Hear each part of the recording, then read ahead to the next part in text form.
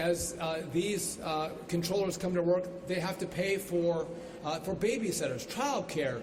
There's a whole host of bills that Americans have that they anticipate that paycheck is going to come in so they can meet those bills. And the stress level that our controllers are under right now, I think, is unacceptable. Now, I want to be clear. There'll be a question about, is the system safe? And I would say yes, it is safe, because if we don't have enough controllers, if we have controllers that are more stressed and less able to do the job, we pay close attention to that, and we will reduce the capacity of airplanes taking off and landing, or we will cancel flights. And so you can and very well may see delays in the system, but that's because our priority is you getting from point A to point B and getting there safely. I'm less concerned about you getting there on time. I want you to be safe. And so as we have seen over the course of the shutdown, what we're day 23, 24, we've had different areas of the airspace, different TRACON centers and towers that have had staffing shortages, and then in certain regions of the country, we've seen delays. And it's not been one place, it's been moving throughout the airspace. I've asked our controllers, please show up for work. And those who do show up for work, I thank them. They're great American patriots who come to work every single day knowing that they don't have a paycheck going into their bank account, even though they're providing critical services to the American economy. So I thank them for coming to work, and I encourage them to continue to come to work as we navigate the shutdown. I do think there's a frustration with our controllers that Hakeem Jeffries, Chuck Schumer, Bernie Sanders, they're all going to get their paychecks. Well, these men and women who control our skies aren't going to be paid because of the shutdown. I think there's also a frustration that the shutdown is about paying for health care benefits for illegal immigrants. I think our controllers, who again are great Americans, want their Congress to focus on America and Americans, and are asking the question, why is the Congress, why are Senate Democrats focused on health care benefits for illegals? Maybe focus on me and my paycheck and the services that I provide. Open up the government, negotiate, have a conversation, but don't hold them, their paychecks, their families hostage so you can give benefits to illegal migrants.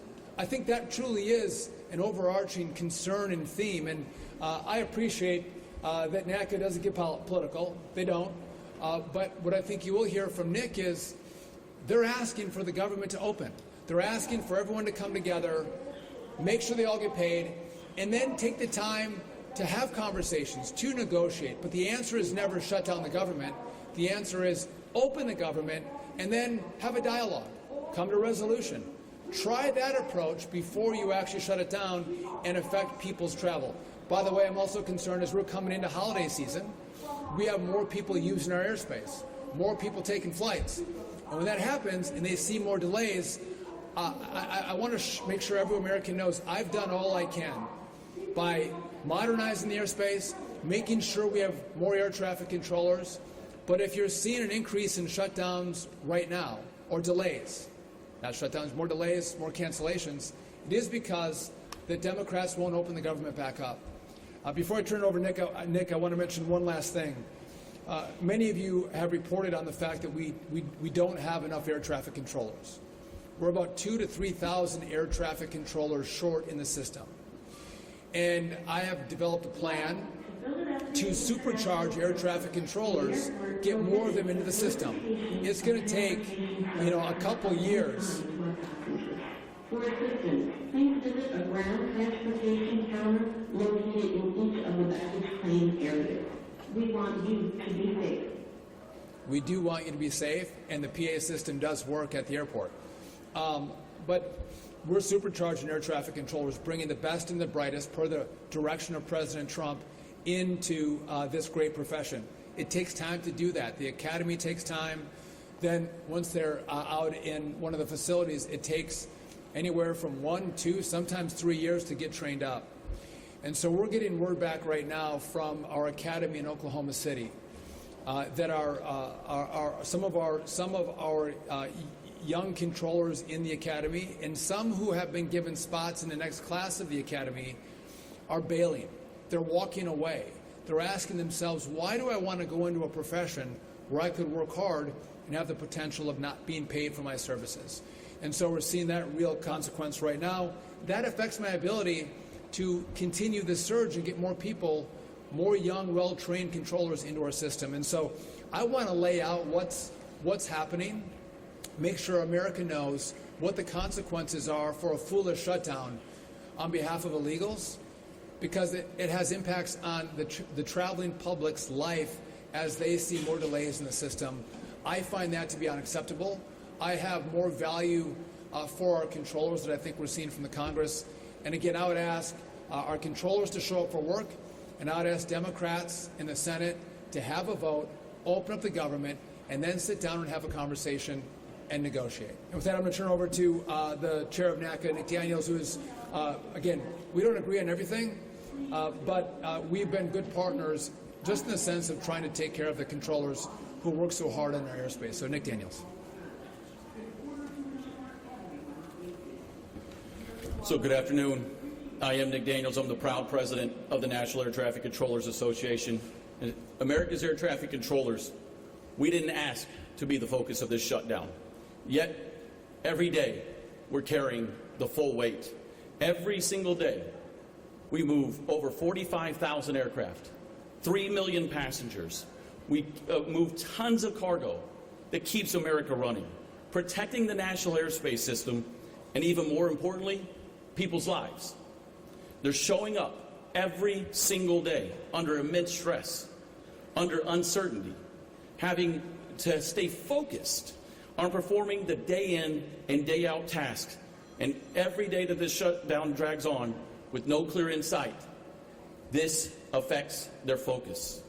And our job as air traffic controllers is to mitigate risk, and it's also to call it out. Air traffic controllers, our job is to communicate for the safety of the flying public. And as this shutdown continues, and air traffic controllers are not paid for the vital work that they do day in and day out, that leads to an unnecessary distraction.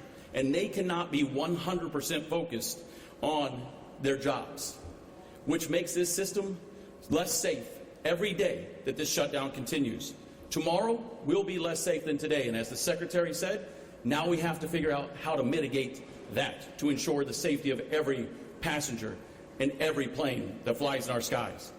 There is no version of this scenario that we have been forced into where an American worker can work 6 days a week, 10 hours in a day, only have 4 days off in a month, and have to deal with their greatest priority, which is taking care of their family, to provide for them, to put gas in a car, to put food on a table, to ensure their kids have shelter, or that they have a level of care while they do go and do the very important job of being an air traffic controller and running America's skies.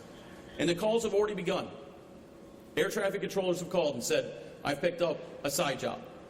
I go to my primary job on a day, an evening, or a midnight shift. And when I complete that shift, I now go to a secondary job. I'm driving for Uber. I'm doing DoorDash.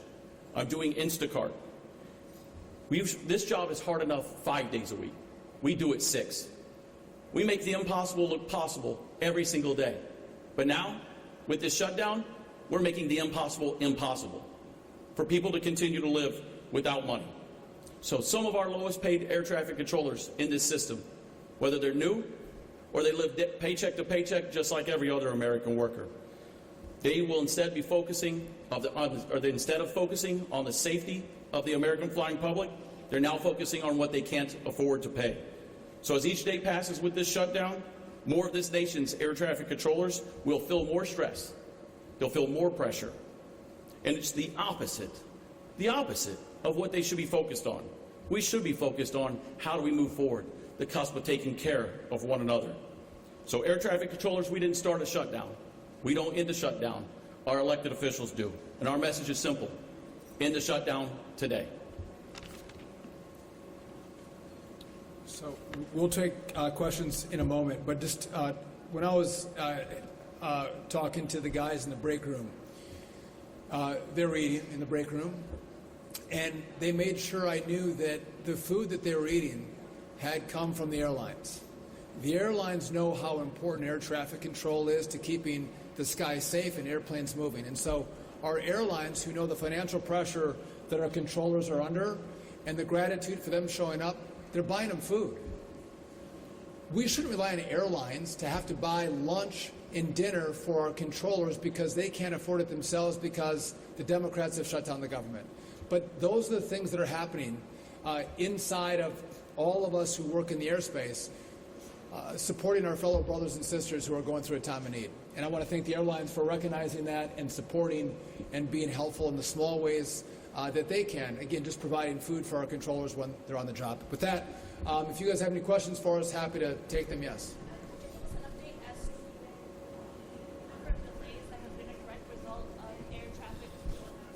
So the question is, how many delays have been in relationship to air traffic controller shortages? And so it's different every day. So the average on a day is about 5% of our delays would come from staffing shortages with air traffic controllers. We've gone up as high as 53% of the delays have been because of staffing shortages. And that number moves every single day. Because as I mentioned before, we don't have one facility that's a problem every single day. It might be short one day, but then, it might be Chicago one day, it might be Atlanta another, it might be Newark a different day. And so it changes day by day. And so it's anywhere between that 5%, we're always been above the 5% in the shutdown, but as high as 53% of delays are from the staffing shortages. Yes? Do you have a sense, Secretary, of how many of these traffic controllers are calling out because of protests or because they have to do things like drive DoorDash or do other things to supplement their income? I don't have insight into the hearts and minds of the controllers who are calling out sick, but if I listen to the controllers who talk to me, they'll tell me about their own stresses, financial, and how they have to take a second job, how they're frustrated that they're not going to get paid, and some of them might be sick.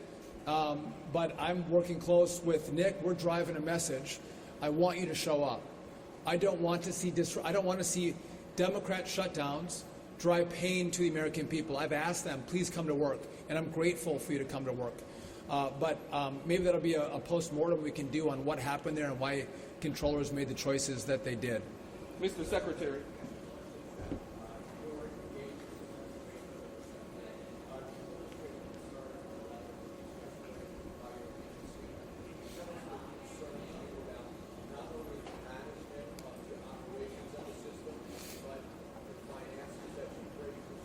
Yeah, so so this is a Philly issue. I am concerned about SEPTA. When you have a system that's $200 million in the hole, we see delays, but do we see fires? That's a huge problem, right? On trains and on buses. And what's more concerning is that when you have a fire, we all know what a fire is, but the management will say it is a thermal event. What the hell is a thermal event? It's called a fire. So let's not try to massage what's happening. I've had good interactions with the governor. I've asked the governor to step up and lead, to fix the system, to provide the leadership and the money and the resources and the management to make sure that this system is fully operational and safe for the traveling public. You can't get on a train or a bus and have a fire. That is a flashing light and a siren that significant changes need to be made. Mr. Secretary.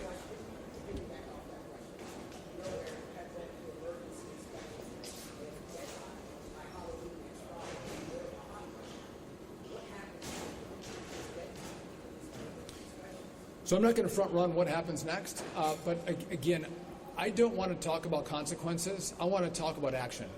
I want trains to be safe and to run on time. That's what I want. And if those emergency inspections don't pass, we'll talk about what comes next.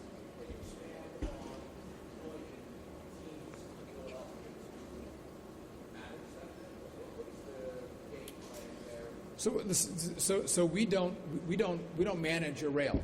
We support, we provide assistance, but Philadelphia leadership, the state leadership has to step in And by the way, the city works well because you have a system that can move people effectively and efficiently through the community. That's really important. And to make sure it's fully operational and well run is important to us. And we provide oversight. We provide tools. We also provide money.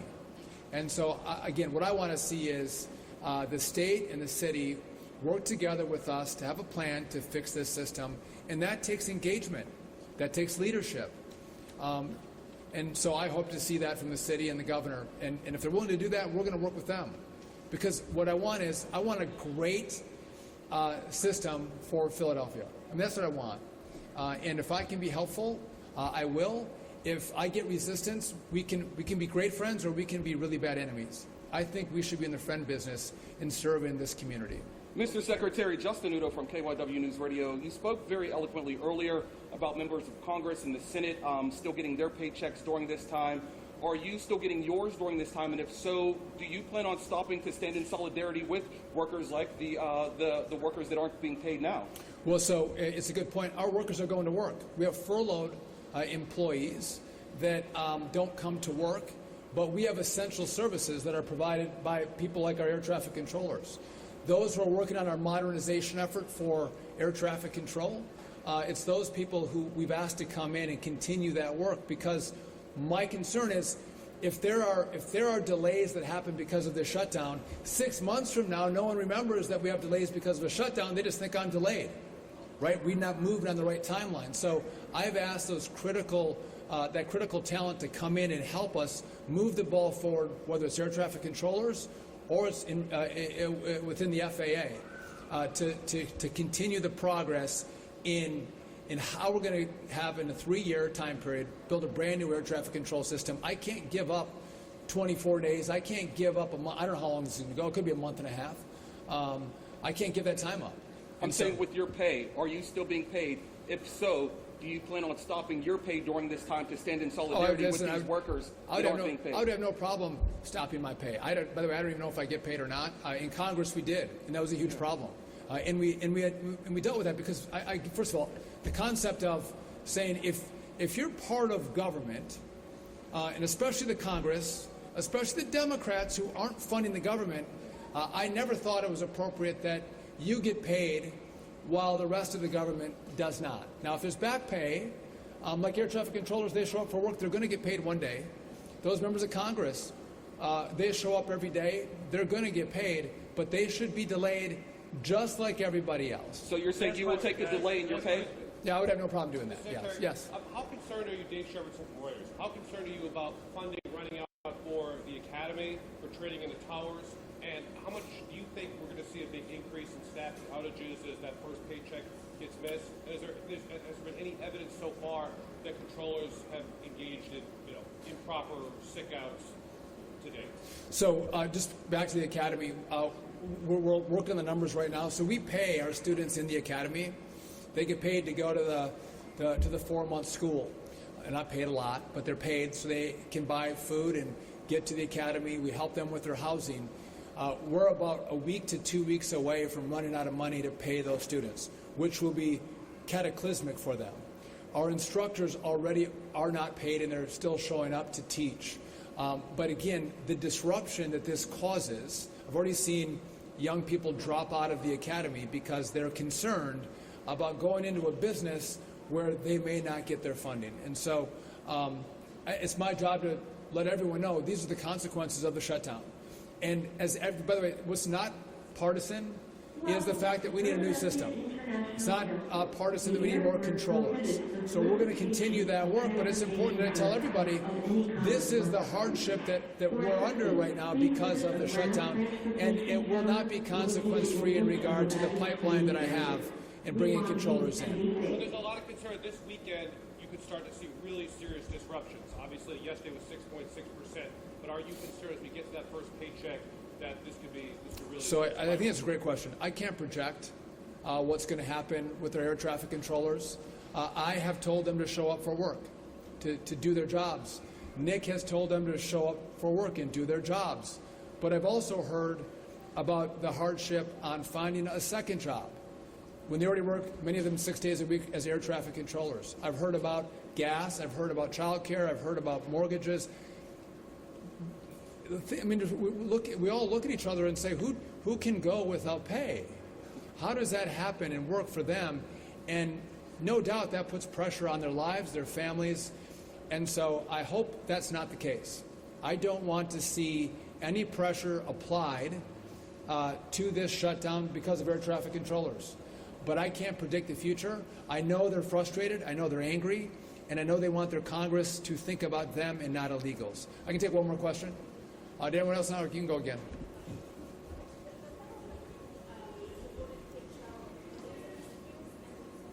Have awarded what?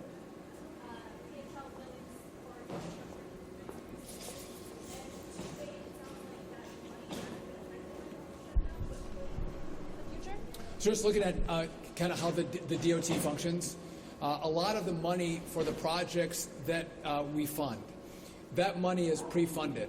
So when you have a shutdown, I already have the money in the door that's allowing me to continue with projects. Now, one of the issues is if I have staffing problems, that can impact my ability to get money out the door.